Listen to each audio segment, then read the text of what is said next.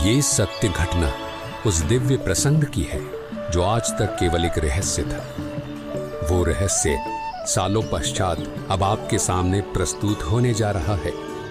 संत रामपाल जी महाराज जी के जीवन का वो महत्वपूर्ण दिन जिसके विषय में उन्होंने आज तक भक्त समाज के समक्ष केवल सांकेतिक और आंशिक वर्णन किया था।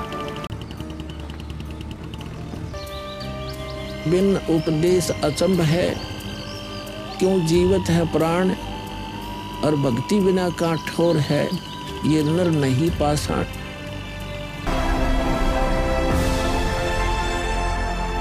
साहेब कबीर आजा आत्मा तोए पुकारती, तेरे हाथ में चाबी हो सतगुरु सतलोक द्वार की। बेटा रामपाल, मैं ही सत्य पुरुष कबीर हूँ। अब वह समय आ गया है सार नाम और सार शब्द प्रदान करने का। वह भक्त जी, मैंने आपको बता दिया कि कबीर परमेश्वर मुझसे मिलने आएंगे, तो आप स्वयं ही कबीर परमेश्वर बन बैठे।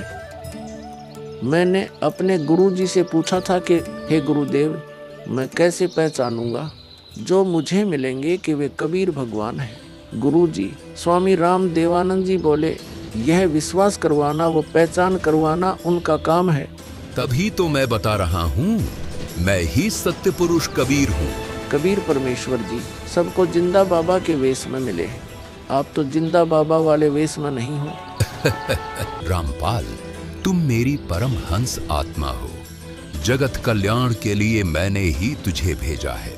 अब सही समय आ गया है सार नाम और सार शब्द देने का।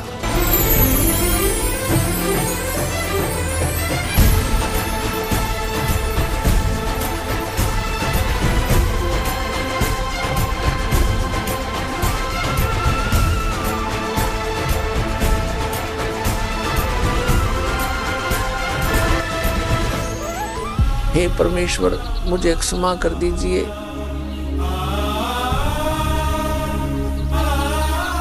मुझसे अनजाने में गलती होगी। बेटा रामपाल, तुम मेरी परम हंस आत्मा हो। अब इसके आगे बेटा, मैं ही तेरे रूप में सारी लीला करूंगा और यह तत्व ज्ञान अपने बच्चों को बताऊंगा, उन्हें सतलोक की राह दिखाऊंगा।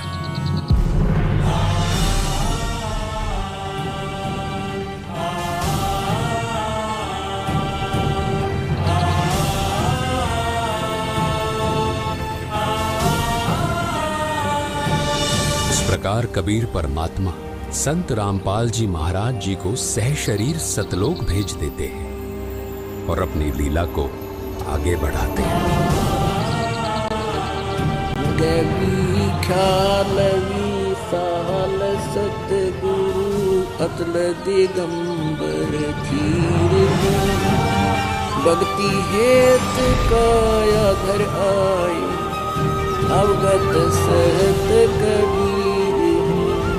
भक्ति हेत काया धर आए, अवगत सहत कबीर।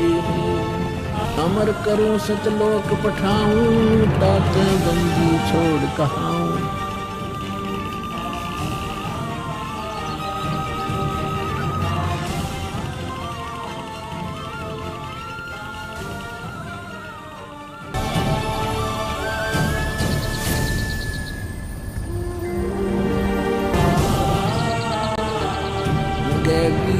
ख्यालवी साल सतगुरु अतल दिगंबर धीर, भक्ति हेत काया धर आए, अवगत सहत कबीर।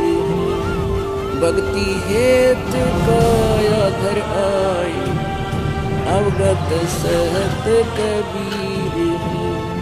अमर करूं सतलोक पठाऊं, तात बंदी छोड़ कहाऊं।